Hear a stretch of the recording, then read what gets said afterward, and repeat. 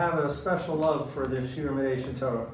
I have made some lifelong friends here over the last 5 years, and I hope at the end of this year, if you're interested, you'll take down my email address, stay in touch. I'd love to answer any questions you have down the road. Last night was the first night of Hanukkah. I want to share with you a small insight into Hanukkah, which kind of is going to tie into what we're going to talk about. Most people know the story about Hanukkah, two main nisim. There was the nace of the candles, where we had enough oil to last 8 days, even though there was only enough oil for one. And the second nace was that a small group of ragtag Kohanim were able to defeat the Yevanim and force them out of the Beis HaMikdash. Great things for sure. Unfortunately, what many people don't know is that about 60 to 70 years after the Hanukkah story, the Beis HaMikdash was in ruins again. And that was largely because the same Chashmonaim that had saved it, that had done so much to save it, it's not for me to say, but many other people would say that they kind of lost their way a little bit after they became in charge of the Beit HaMikdash again. As one example, the Chashmonaim, we say in Al Anisim b'mei Matisyahu Kohen Gadol. Matisyahu and his sons were all Kohanim, and they rightfully became the Kohanim in the Beis HaMikdash after we got the Yevanim out.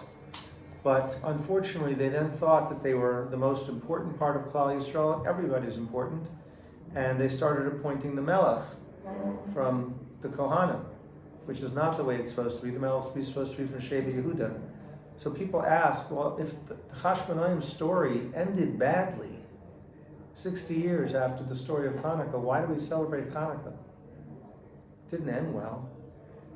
And the answer is so simple that you're all thinking it already. For 60 years, it was amazing. And sometimes we can only make a difference today, but today matters. It matters to all the people that were involved during those 60 years and those children. We don't know what's going to happen 60 years from now. What we do know is that we can make a difference today. We have a chance to make a difference today. We have to seize the opportunity. These gentlemen in the back, if you could pass them.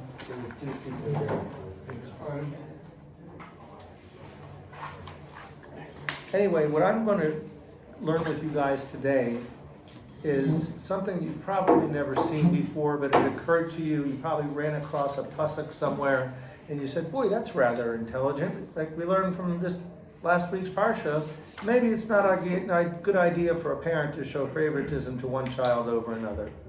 Maybe that could cause some bad feelings between Yosef and his brothers. Maybe it could cause some bad feelings between us and our children. And it's not a good idea necessarily to show favoritism to one child over another. Easy lesson from Psukim. We're going to do something a little bit deeper, but not nearly any less profound. You're all familiar with the story of the flood, right? Noah. So what would you say is the most famous philosophical question of all time? Not about Noah, in general. In the world in general. What's a philosophical question that they've been debating for millennia? Yes? What's the meaning of life? That's definitely one. Were you thinking in relation to Noah? No. Oh. What gives rise to consciousness? That's more of a esoterical thing, but yes. What's Yeah. it like after death? I'm sorry? What's it like after death? Good question, too. Yeah? Do we have free will? Oh, you guys are way too advanced. I'm talking about secular philosophers. They don't have your brains.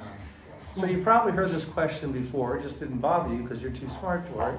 The question is, if a tree falls in the forest and there's no one there to hear it, does it make a sound? This question has been debated by philosophers for 2,000 years, which shows, number one, that philosophers have way too much time on their hands. And number two, I mean, the answer is so obvious and so simple. If you translate sound as something that makes sound waves, then of course there's sound. If you translate sound as something to hear the sound waves and translate them into something audible, then you need either an ear or a mechanical device which can translate the sound waves into something audible. But nevertheless, people that are supposedly very smart have been debating this for a long time. As always, the answer is in the Torah. You can find it. It's there. You just have to be able to read a little bit beneath the surface. So look at source number 1. This was the story of Noah and the Teva. It's been raining a long time. The ark's been trashed around. I'm sorry? And source number 1 on line 2 at the end. V'hamayim hoya halach v'chaser. The water finally started to go down at chodesh asiri until the 10th month. Ba'asiri be'echad l'chodesh. On the 11th day of the 10th month, niru rashei haharim. The tips of the mountains became visible. The very next pasuk.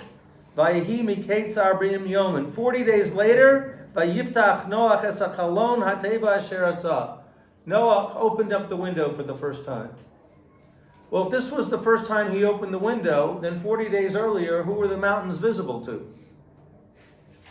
The answer obviously is that mountains are visible even if there's no one looking at them. Simple. Anybody with me on that? Yeah, I agree. Okay. So I'm just trying to show you how in certain psukim there are profound lessons, and now we're going to get into something a little bit more appealing and a little bit more practical for what you can gain out of it. I promise you, stick with me through sources 2 and 3 and 4, 5, and 6, and it will have been worth your price of admission. Source number 2 comes from a story.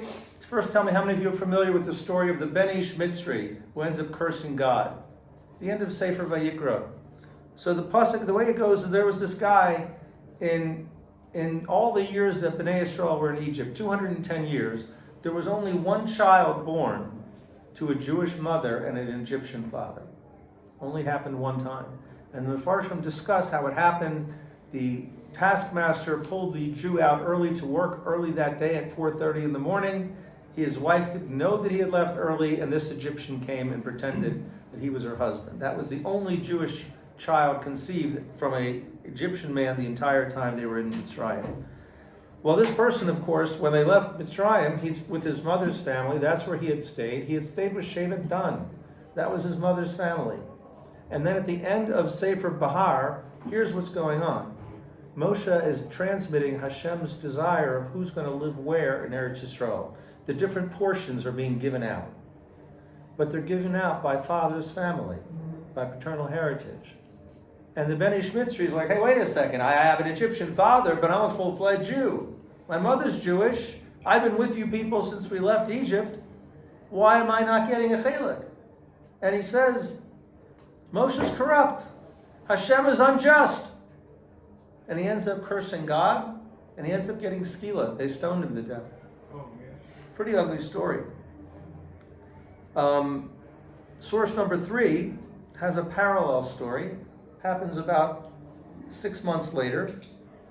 And in this story, we have the Benos Slavchad. Are you familiar with the Benos Slavchad? The Benos Slavchad are 3 daughters that are mentioned in Sefer Vayikra and Sefer Vamidbar. And their father died shortly after Yetzias Mitzrayim, shortly after Matan Torah. And so these 3 daughters are living with their father's Shevet, but their father's dead. And here comes Moshe giving out portions in Eretz Yisrael by fathers' families. And they come and they say, this is unfair. What do you think the answer should be based on what happened to the son of the Egyptian man? Is she right? Are they right? The Ben Ish Mitzri, who had an Egyptian for a father, he didn't get a chelik. He ended up getting stoned to death. But here comes these 3 sisters with the exact same complaint. They're all saying that portions are being given out by paternal lineage, and none of us have a Jewish father that's here right now. It's unfair. It's unjust. Oh, yeah. It's the same complaint. What happens to the Benos Slavchad, if you look in source number 2, Didn't get a portion. Vayedaber Hashem al Moshe. Hashem tells Moshe, source number 3. 3rd line from the bottom, Vayomer Hashem al Moshe, Cain Benos Slavchad. They're right.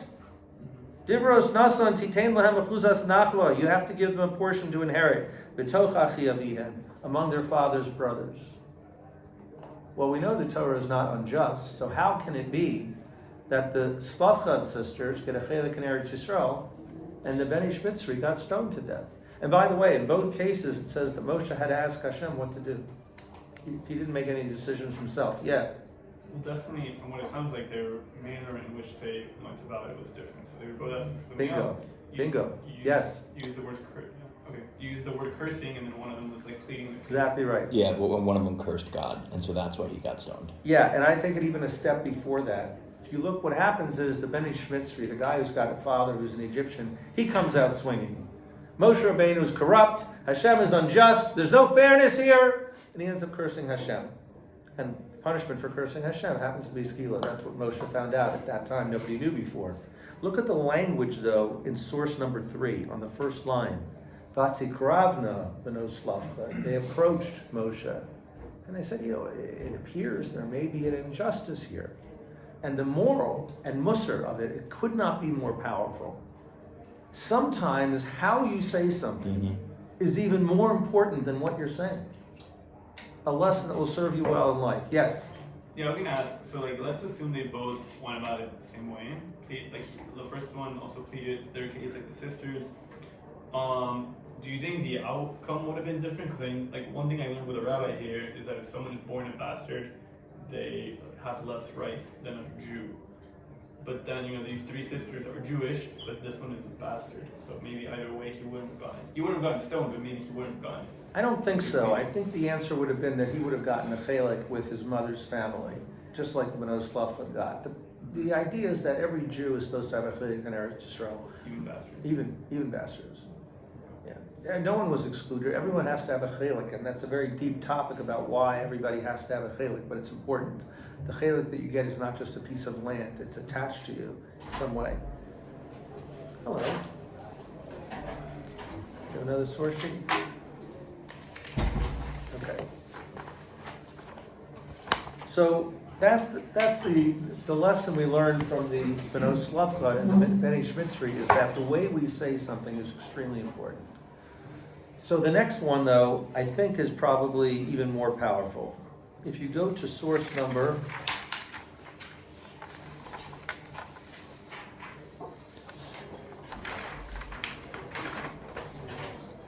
source number 4. Flip over your page, source number 4.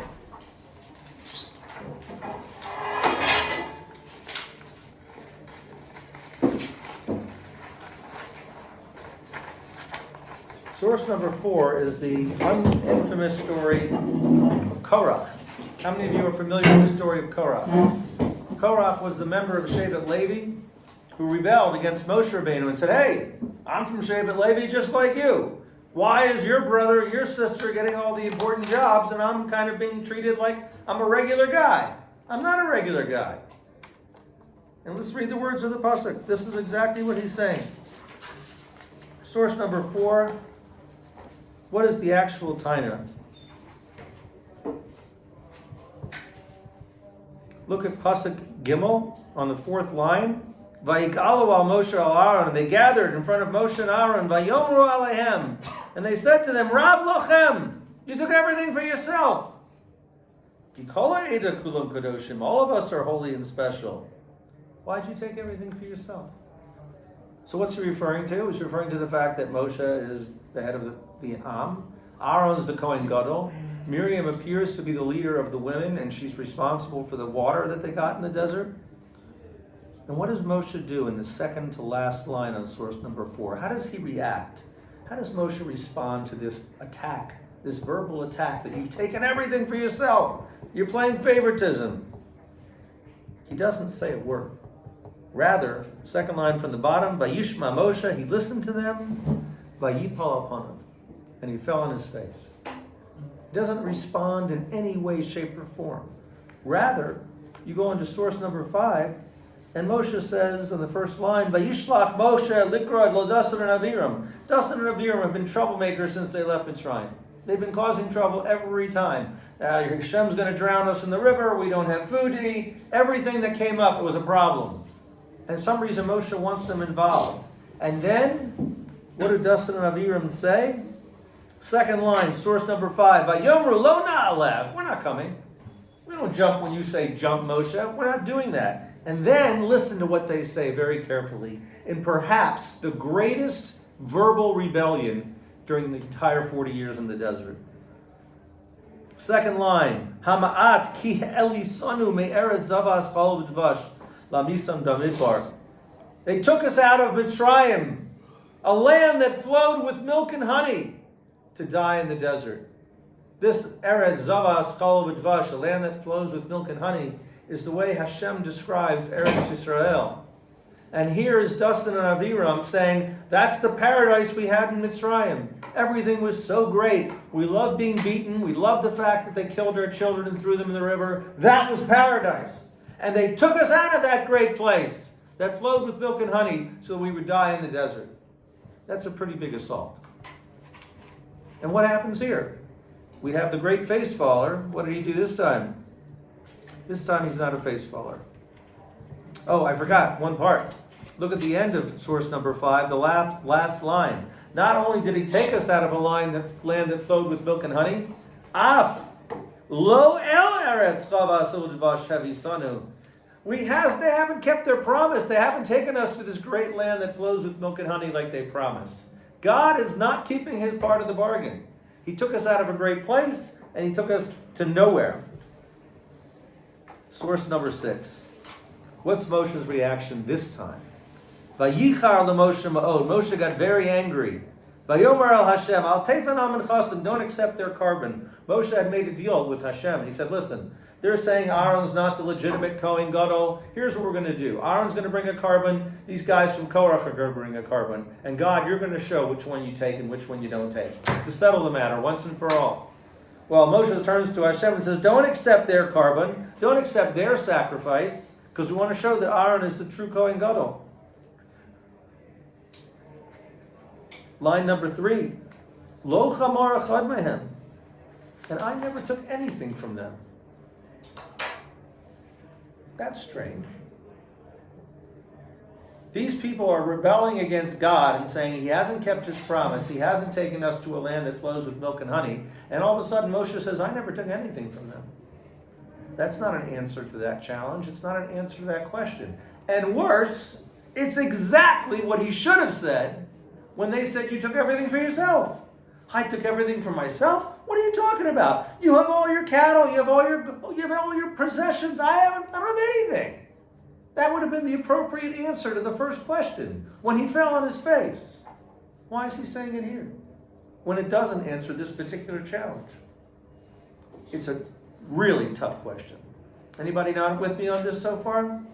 Shake your head if this is troubling you now at least, right? Okay. If it doesn't trouble you, you're not learning Chumash properly. When you read a pasuk and Moshe Rabbeinu falls on his face when he has an obvious answer in his pocket, there's a reason. Maybe Rashi will tell us, maybe the Ramban will tell us, but there's got to be an explanation. And then, when we can't figure out the explanation, we see 3 psukim later that the answer to the question was in Moshe's pocket the whole time. But he chose not to use it when it was appropriate. He saved it for when they were rebelling against God.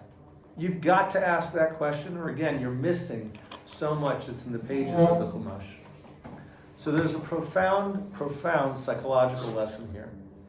Let's say that Moshe Rabbeinu would have taken this answer that he had in his pocket, that I never took anything from you. Af chamar echad mehem, I never took a single donkey from you. And he would have used it the first time when they accused him of taking too much. You took everything from us. You're hoarding everything for your own family.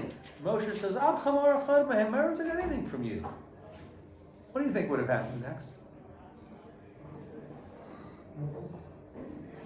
I think the next pasuk would have read something like this.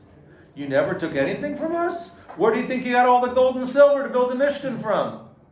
So you could give your brother a job. Where do you think you got the Machzis HaShekel? Where do you think you got the funding from? All of it came from us. And things would have quickly spiraled out of control.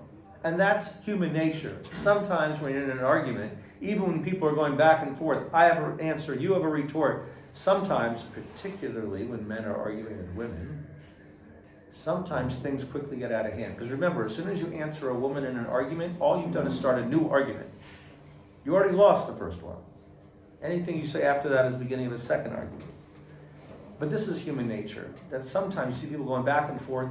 You know, the Rambam The Rambam says every midah that exists, you should have midas beinus. You should have some, but not too much. For example, the Rambam says you shouldn't be too generous, because if you give away all your money, you're not going to have food to eat tomorrow. By the same token, he says you shouldn't be too cheap. If you have extra money, or you can live without it, you should help those that are less fortunate. Everything has to be in the middle. Not too much, not too little. He says this even about jealousy. Jealousy can be a positive thing. If you're jealous of someone's Torah or their midos, you can aspire to be better than you are. But in general, jealousy is not a good midah. So the Rambam says every midah has to be somewhere in the middle. Not too much, but enough. Except for one. There's one midah that the Rambam says you should never have in any way, shape, or form. And that midah is kas, anger. And the Rambam says when you get angry, he says physically it does damage to your body. Remember, the Rambam was a physician. He says, for lack of better terms, it makes your blood boil. Now it becomes just an expression, but he says it physically alters the body when you're angry. And worse than that, he says you say things you don't mean. You say things you can't take back. And you act in a way that's different than who you are. You're expressing yourself, words of the Rambam, like an animal, in rage. And he says it's not a good thing, ever. So there are times when we have reasons to be angry. So the first step is try to train ourselves that we're not going to show our anger. Violate all those psychological rules, repressed anger. Because that's going to help, first of all, the other people that you're in the argument with. You're not going to hurt feelings that can't be unhurt. And second of all, do what the Rambam says for all of the midos. The Rambam says if you find that you're too cheap, try to be a little extra generous for a while until you get to the middle. You can't just go to the middle. You have to go a little bit the other way so you wind up in the middle, kind of like a pendulum swinging. So if you find that you have a problem with anger, you have a bad temper or something like that, try for 7 days to say, I'm never going to get angry about anything. You can control yourself for 7 days. And then you see that you can do it. You swung yourself a little this way, and then you can land in the middle. There may be an appropriate time to raise your voice, but never real anger. As the Rambam says, it doesn't serve any purpose. So that's what's going on over here. Moshe understood in this argument, if he answers them, it's quickly going to become worse. They're going to have an answer back to him. They're going to say something they didn't mean. Okay, so that answers question number one, why Moshe didn't respond to them when they challenged him that you had taken too much. It does not answer why he pulls this out of his pocket when they rebelled against God and said, you took us out of a land that flows with milk and honey. Why now? Any ideas? Well, I come here to learn things from you guys. The cream of the crop. Yeah. One was an argument against Moses, Mm-hmm. and the other was an argument against God. And, True. And God can't necessarily argue for himself, other than punishment. I hear that, and it's an excellent point. Not only is it an excellent point, most of the commentaries, that's exactly the distinction they draw. That Moshe was able to be mochel on his own kavod, but he wasn't willing to forgive their rebellion against God. It's an irrefutable point, which I accept. But it doesn't answer why they brought out this answer now. He should have defended God and said, what are you talking about? What are you saying crazy things? God gave you water in the middle of a desert. God gave you manna from heaven so you'd have food to eat. God gave you everything out here. God split the sea so that you wouldn't be killed by the Mitzrim. Are you crazy? That would have been the appropriate response. But that would be responding in anger. Didn't have to say it like that. Okay. But nevertheless, those are the points. So the question is, why does he break this point up? I never took anything from them. And what were they? Are they complaining about the same thing again? Like The first time they're saying Moshe took everything for himself and divvied it up among his brother and sister. Here they're saying God didn't keep his promise and didn't take us to a land that flows with milk and And honey. his response was, I didn't take anything. His response to the accusation that God hasn't done what he promised and hasn't taken us to a land that flows with milk and honey, to that he responds and says, I never took anything from them. Yeah. Maybe he's saying like stop complaining. I'm in the same situation as you. You just gotta have trust. Say that again. So maybe he's saying like stop complaining. I'm in the same situation as you.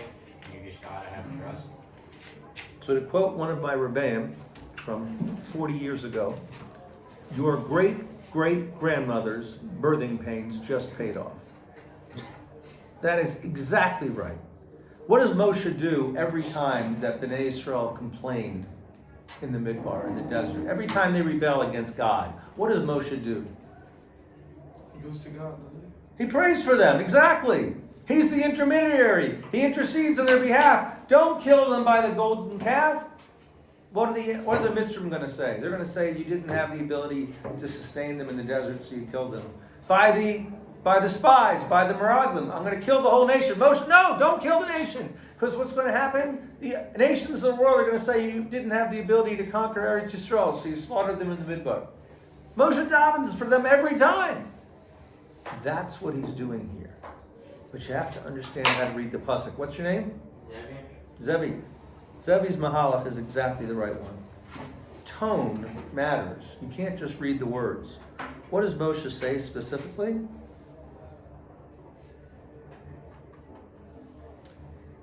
He says, Al teifen al mechasam, source number 6, line 3. Don't accept their carbon. Lo chamar echad mehem. I never took anything from them, God. I never took a thing from them, yet they're accusing me of having taken too much. They're not rebelling against you, they're just rebelling against you, against me, against anyone who's in their way. It's the frame of mind they're in right now.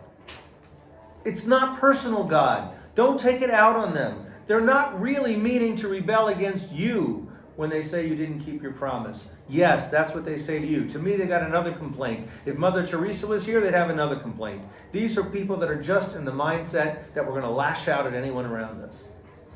So Moshe says, no, don't take it personally, God. They're rebelling against me too, for a complaint that has no merit. And he influences how God thinks. Apparently. We see that in several places in the Torah, as I said, by the Egel, by the golden calf, and by the Meraglim, the spies. And there's another place at the end of Ha'azinu where it says that when Moshe makes this appeal, not to punish Bnei Israel because of what the Goyim will think. Why does God care what the Goyim think? I don't know, but he does. It says it right in the Torah, 3 different places. He cares. I don't know why, but he does. So yeah, it does make a difference. I'll ask you a more fundamental question. Did you go to Shacharit this morning? No. Did you pray? Yes. Why? Why did I pray to God? Why? Are you really that arrogant that you think you, a minuscule human being, can change God's mind about something? No. He wasn't planning on giving you X, Y, or Z, but here you come throwing your face on the soul and saying, please, let me have X, Y, and Z. Do you really think that's going to change his mind? How dare you? I mean, really? That's something about tefillah that all of you have to ask. How does tefillah work? It's crazy. Come together. Or, Come together, educate me. well, no, I'm saying one person may not change, but everyone davening together. Again, it presumes that God is imperfect. That somehow he made a decree and a judgment of what tomorrow was going to look like. Comes along you and me and all of us in this room and say, God, you had it wrong. Or even if you had it right, we need to change your mind. But I think it's a little different because like praying is my connection with God. Terrific. He's saying like your interpretation of how you connect with others. I have no problem with tefillah being our connection between us and God. Okay. The problem that I have is why it makes any difference. I understand that talking to your Creator is an important thing. I get that part. But the arrogance to think that I can change his mind? Yeah, that's. Yitzchak is pounding on the gates of Shemayim. Vayatiru es Yitzchak. He wants a child. And him and Rivka haven't had a baby for many years now. And the two of them are banging on the gates of Shemayim. If God wanted you to have a child, you'd have had a child. And if he wants you to have one next year, you'll have one next year. What are you doing? God has a reason for what he did. Yes. Who are you? How do you fit into this equation? So I'll tell you something extremely powerful. This question bothered me for a long time. And even though it's only bothered you for a short time, it's a really good question. And the answer is, the Ramban says something in Sefer Shmos. Hebrew is very different than English. In English, we have large, huge, gigantic, enormous. We have 25 words that mean the same thing. For many different things. Small, minuscule, shrimpy. We have many words that mean the same thing. Hebrew's not like that. We only have one word for like and love. Same word. Oh, hey, means like and love. Same thing is true about many, many other words. There's a couple exceptions. One of them is the word I. We have ani, which typically refers to me and you when talking about ourselves. And we have anochi, which typically refers to Hashem, but not always. Why do we have two words that mean I? Says the Ramban, not my words, that Hashem, when he created the world, he left an imprint behind, what we call a reshima in the Sifrei Kabbalah. The reshima could either be an imprint or a residue. Some part of God was left behind. God had to partially withdraw himself from our world in order for there to be room for us. Because if God was here in all of his honor and glory, there'd be no room for us. His presence is so overwhelming, so over-encompassing. So when Hashem decided he wanted to create a physical world, he had to partially shield himself and withdraw from this world, 99.9%. Is he still here? All the time.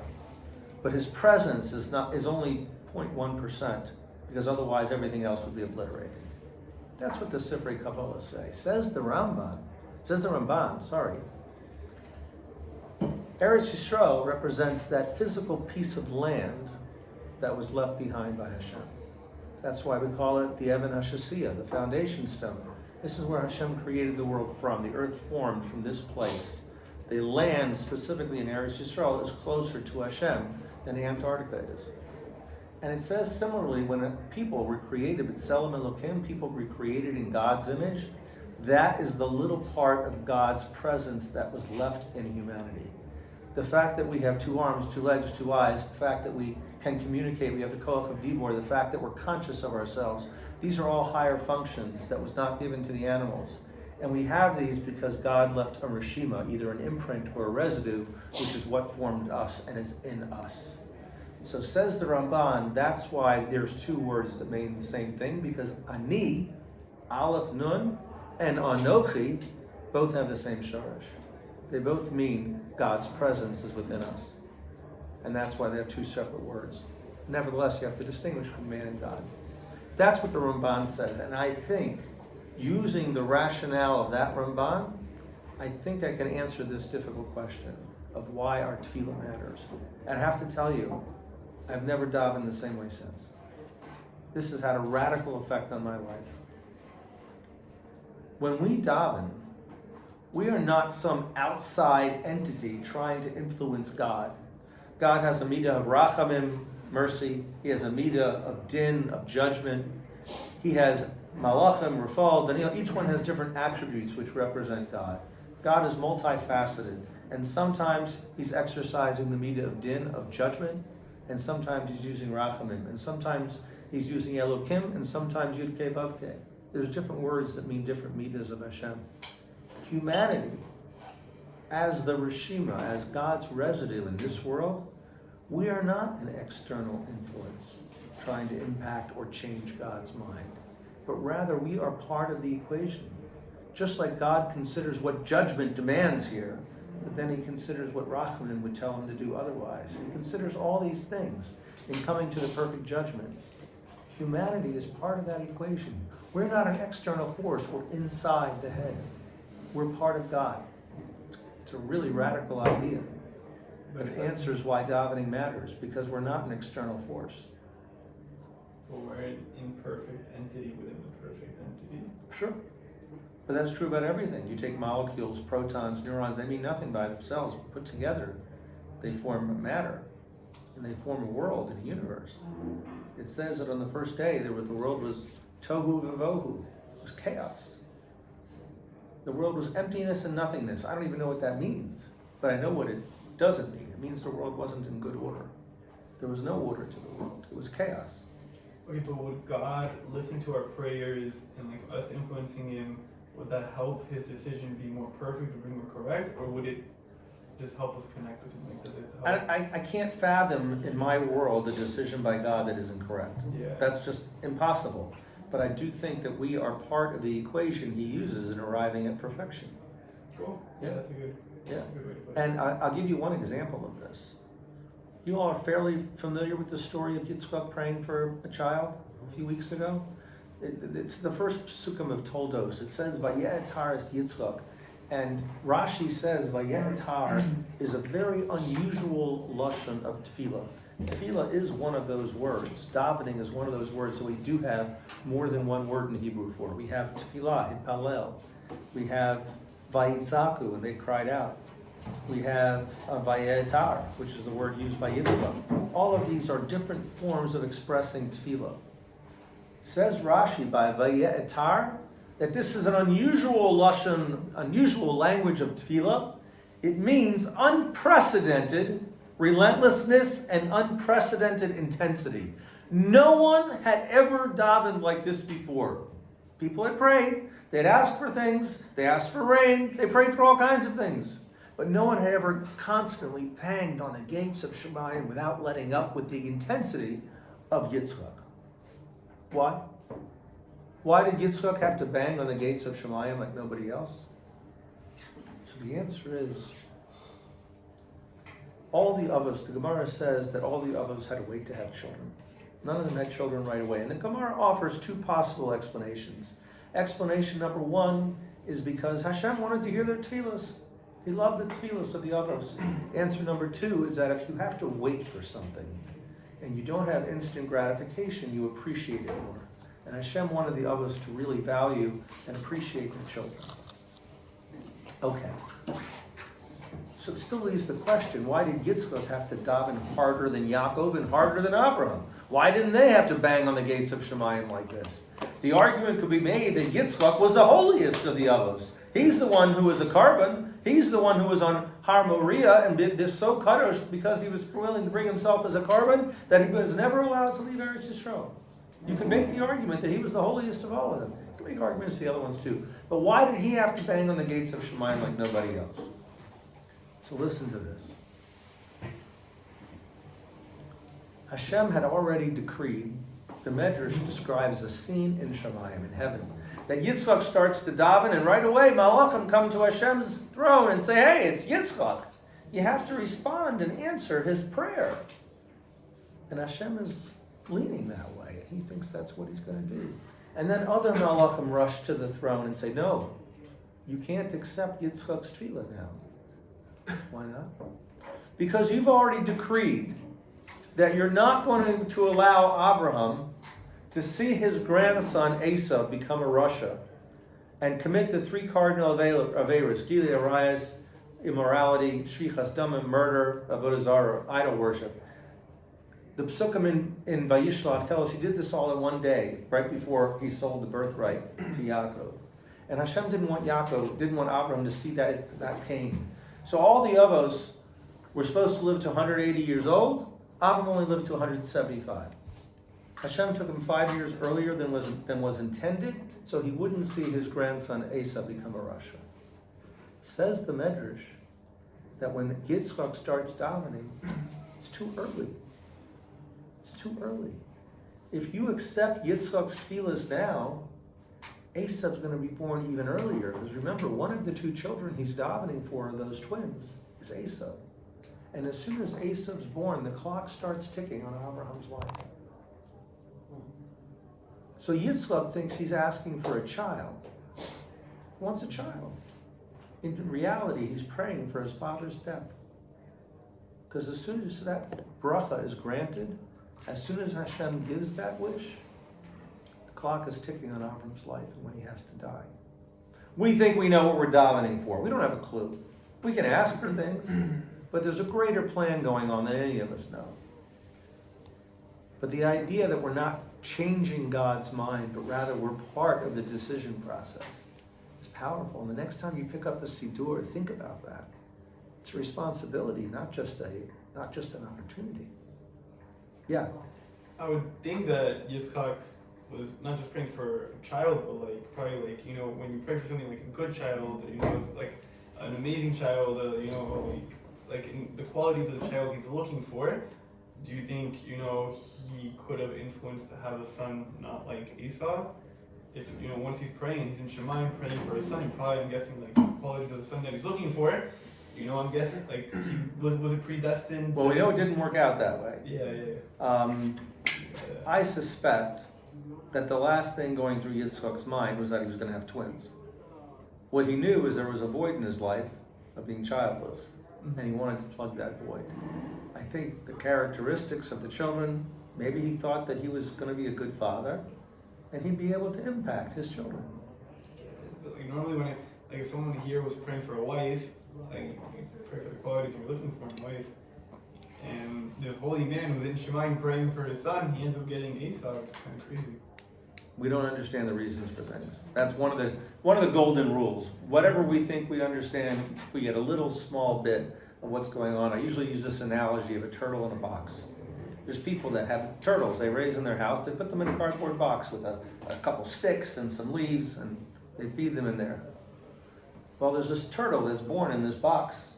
And then one day when this turtle is about 2 years old, they introduce a second turtle into the box. And these turtles start communicating, and the second turtle says, "What do you think about that orange carpet in there?" And the first turtle's like, "What are you talking about? What orange carpet? What do you, this box is the world." He's never been outside the box. That's his whole world. So for us to try to comprehend what's going outside of our cardboard box is literally like being a turtle in a box. We have no idea. We think we get little pieces of it from time to time. But I can't let you guys leave yet. We have a few more minutes, and I want to share with you something that I promised we were at the price of admission. Remember we said before that sometimes people are just in the mood for lashing out. But it's not personal. This is an absolute, how old is the oldest guy in this room? 25? Anybody older than 25 in this room? How old? 31. Oh, wow, you look young. How old are you? 30. You both look young. Why do I look like an old man when I'm not as old as I look? They want 42. Yeah, God bless you. Right. But anyway, when you get married to the greatest woman in the world, you're going to discover something called the doctrine of transference.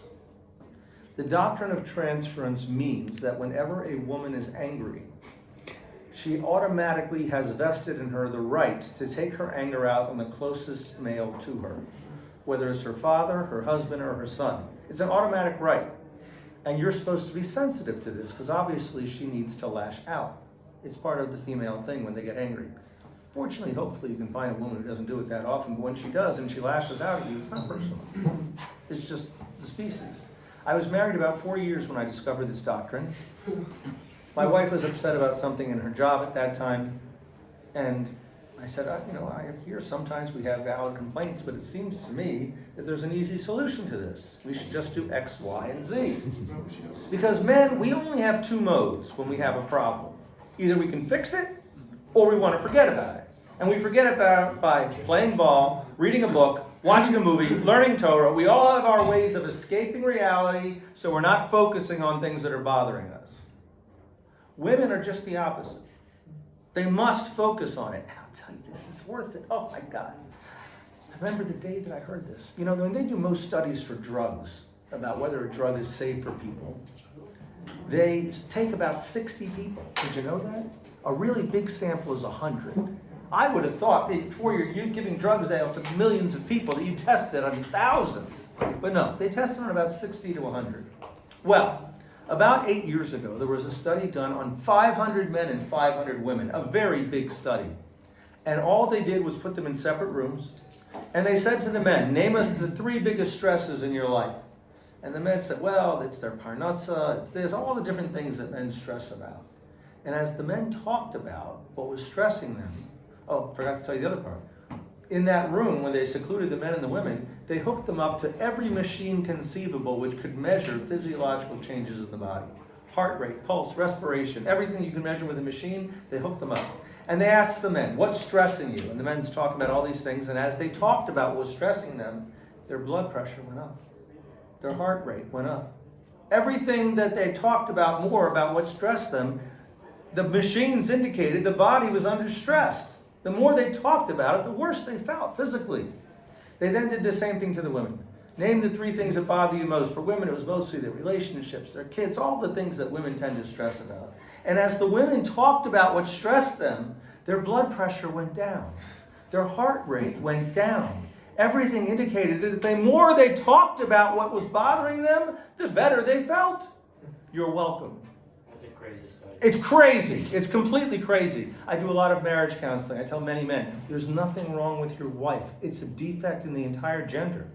You're not going to find a woman that doesn't operate like this. And by the way, they think the same thing about us. And this is one of the proofs.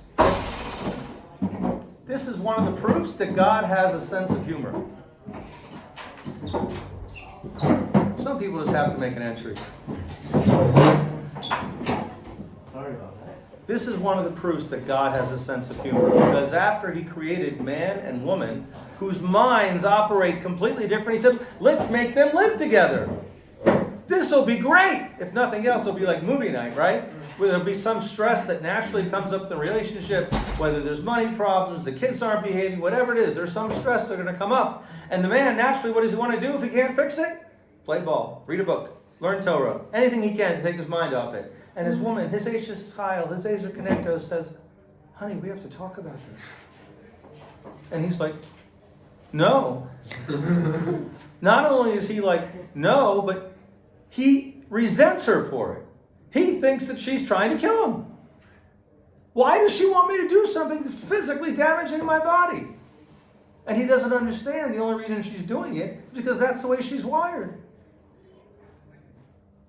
So when you're married and your wife wants to talk about something that has no solution, the kindest chesed you can do is indulge her. Let her talk for a while. Women have an absolute need. Before they even think about fixing a problem, they must wallow in it. Woe is me. How sad that I'm going through this. That's the way their brains work. And then sometimes they'll move on to a solution. Sometimes just being able to wallow with a friend is good enough. I'll take it. I don't mind the suffering as long as I can wallow in it a little bit and say, woe is me. One of the differences between men and women. So that one and the doctrine of transference, understand those two things. It will help your shalom bayis for years to come. Because as crazy as women's minds are, and as crazy as they think ours are, women have a lot of gifts that we don't have. Particularly when it comes to the midah of bina. Bina is that, we call it women's intuition, a mother's sixth sense, whatever you want to call it.